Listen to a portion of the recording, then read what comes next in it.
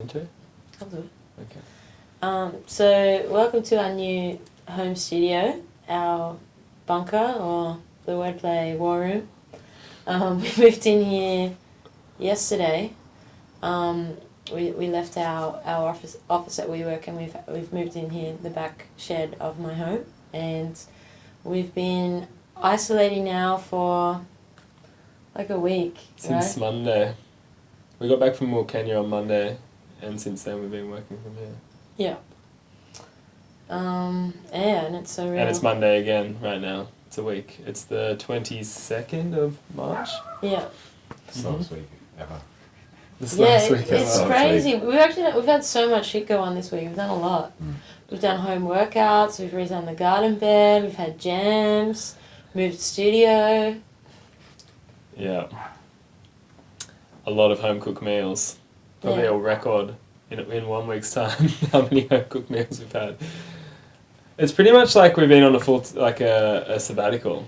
Like we've been locked in the one house, which we usually do intentionally for a week or so, just to get something done and really get focused and not have to go anywhere. But now that's just what we're going to be doing here for a while.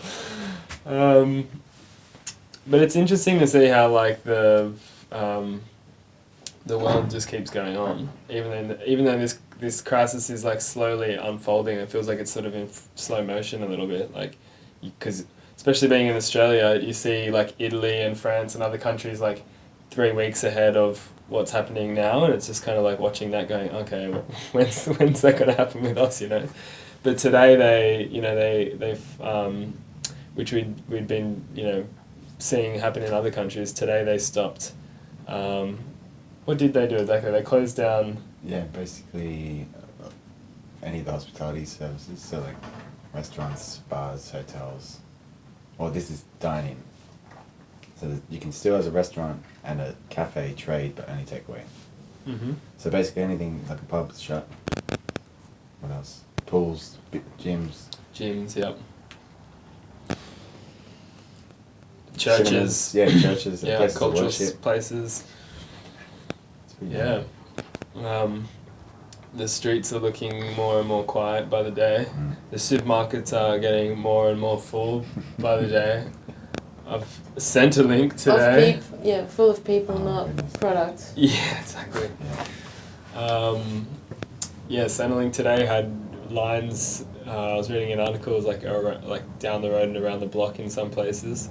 After hospitality, the travel industry, entertainment, arts, whoever is in that sort of space, overnight has either lost their job or they're under severe pressure to stay in business and keep trading.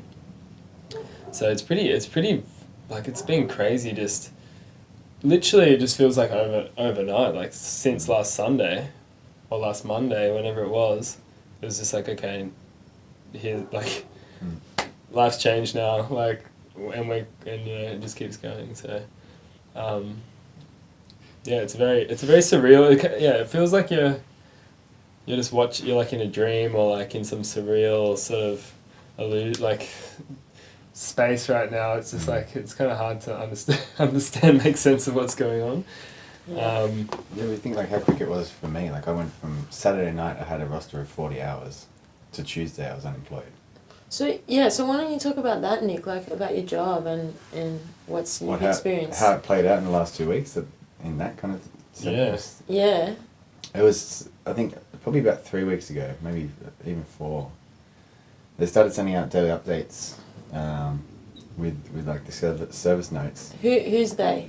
Hubert. Like where were you working? Like what are you doing there? I was working at Restaurant Hubert as a sommelier, so a lot of contact with people, a lot of contact with tourists as well. A lot of people too, because we have at least 300 people in the venue in a night, drinking, whether dining or drinking, but constant turnover. But they were kind of hyper aware around that, and so 2 weeks ago we started putting sanitizer out for guests as well, so it'd be on the bar, so they could do it themselves. But I think maybe 3 to 4 weeks ago they had with the service notes every day, procedures, wash your hands, this and that, no shaking hands, that kind of stuff. So, and talking to Bryce about that last night, he was saying the same thing at Ariel. About shaking hands with people, which is hard when you get a tip. A dodgy tip. But yeah, so even last week, so I had got to Friday, and then I had a shift cut on the Friday night. I was supposed to be there for the whole day. It was a 12-hour shift, but then got cut at 5. Instead of finishing at 12 or 1 o'clock or whatever it was. But yeah, the Saturday I got the roster for the next week, which still said I had 40 hours. My kind of Monday to Friday set out there. And then very gradually, I think Sunday night, there was kind of some talk about shifts getting cut. And then Monday morning I got a message saying the shift had been cancelled. We'll let you know about Tuesday. And then Tuesday I got a text saying same thing, cancelled. And Tuesday night, the Tuesday morning also said probably not looking good for Wednesday as well.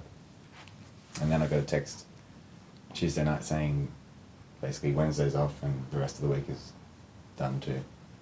Wow. And so they ended up, I think having to let go, I think about 60 casual staff, and I think within, I think that's the next day that they start letting go full-time staff as well. And then now, 2 days later, done. So what do you think is going to happen with them? That group? Well, I mean, I think it all depends on timeline and kind of how prepared, what kind of stage they're at. Because I think, you think if there's a business with some sort of capital that may have been going into opening another venue, that could kind of keep it going for a while. And, well, if they're not paying rent, rent's going to be the biggest thing for a lot of businesses, I think. A lot of people in general. A lot of people, not businesses, exactly. That last week threw my life into question immediately. The whole, my security around work, living, everything. Well, even health. that's the thing. Like, if these other things get presented to you, and you forget about what the actual threat is supposed to be. But yeah, it's been an interesting week. I think it's come around quite a lot. Like, I don't know. We're talking about being excited. I think there is that sense of kind of uncertainty being positive. Yeah, there's I read this interesting quote. Hang on, let me put it up. About it's not Facebook.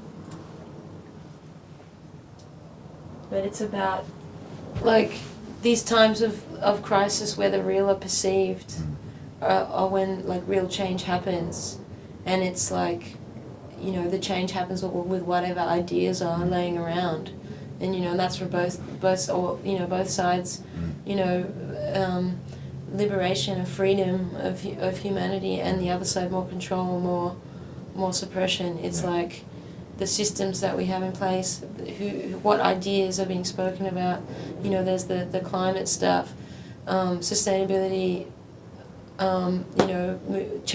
Redesigning systems to be more efficient. But then there's also the other side of like control, border control, control of people, control. There's a lot of stuff that's.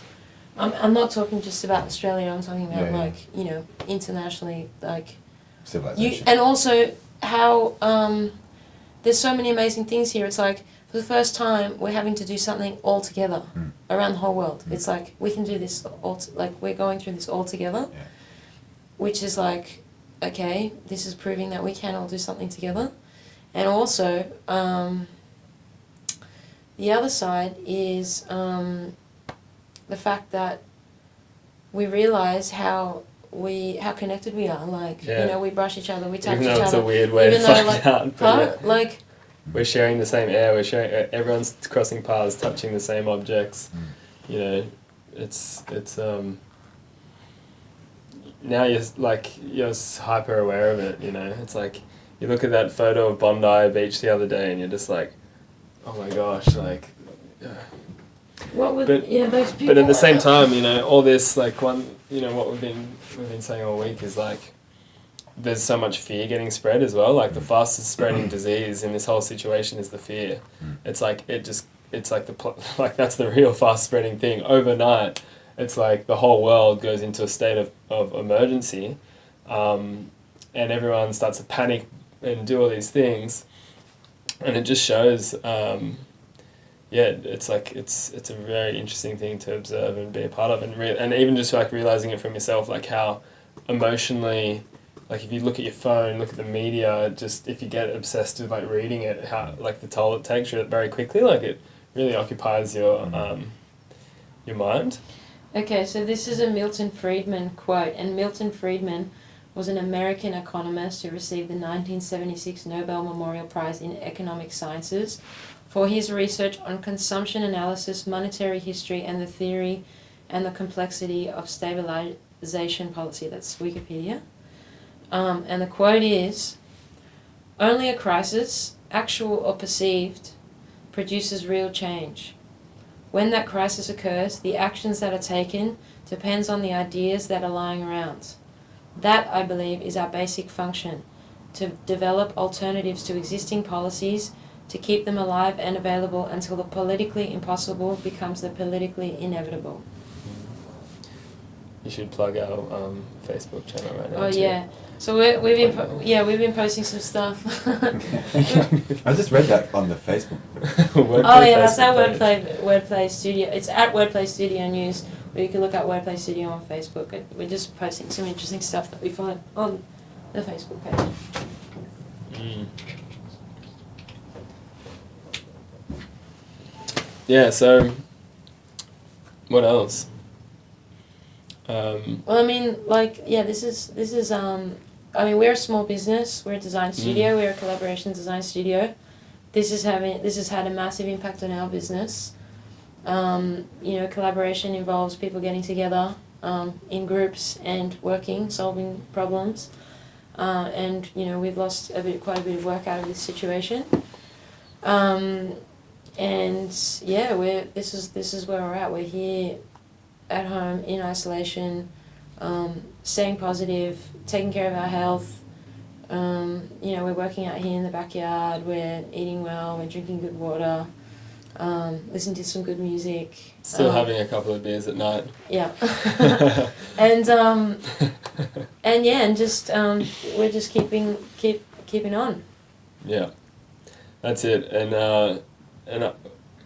I guess it kind of comes, we react immediately anyway with these sort of things, being a really small business. Like, we're not a huge organisation, so it doesn't take long to make decisions, but it's like, it just feels like 1 week ago, it was just like, boom, and we're here now recording a podcast about, what's going on, and it's like, whoa, that happens fast, and that's exciting, it's scary, it's interesting, it's bizarre, it's like totally surreal.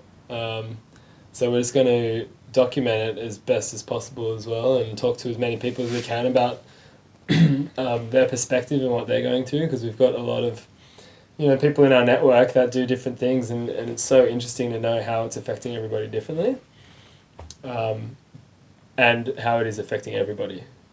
Everybody is affected. Like, even trying to get sort out some internet the other day, it's like talking to somebody in the Philippines, with it, you can hear them, and I'm like, "Are you working at home?" She's like, "Yes." I'm like, "Okay, so am I." Like, it's just talking to my sister in London. "Oh yeah, you're working at home, cool." Like, what? everybody's at home. A rooster on the internet. I was on the phone to her, and I heard a rooster in the background. Oh my gosh, that's so funny. Yeah, so we're going to talk to some people around the place, people we know with businesses, and have a chat and see how this is impacting them. not even just people in businesses, just anyone that's a part of it. Yeah. Everyone who's got a story. Everyone who's got a story. Everyone's got. Yeah, everyone does have a story. No, I'm saying everyone who does have a story. But yes.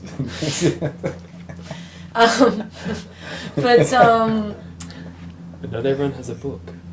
Oh, yeah. Tomorrow we're going to talk to our friend Amy Lou, who's she's a doula, she does home births. and there's a few other people we've got lined up to chat to. And if you want to get in touch or have a chat, you can hit us up at hello@wordplaystudio.com, and we'll get in touch. Or DM us on on Insta. Yeah. Yeah. At Wordplay Studio on at Instagram. Wordplay Studio. Yep. Cool. Keep making friends with change. Yeah. So many other options right now.